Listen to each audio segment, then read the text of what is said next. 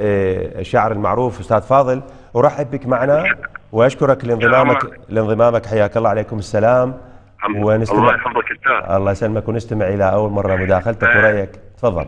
اولا اهني شعب العراق والمنتخب الوطني ببطوله دوره ثمانيه، واتمنى من انجاز لاخر، لان العراق حقيقه مفخر للكره العربيه والاسيويه. بنفس الوقت الله سبحانه وتعالى يقول بكتابه العزيز: ومن قتل نفسا بغير ذنب كانما قتل الناس جميعا. نعم.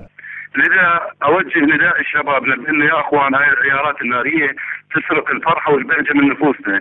اتمنى ان نعبر عن افراحنا بطرق اخرى. لذا كتبت من باب الطرفة، أتمنى أن أوصلها لكم لو سمحت. لو سمحت. نعم. عندنا الفوز نرمي وغيره ما يصير، فليحيا الرصاص ويسقط الياس.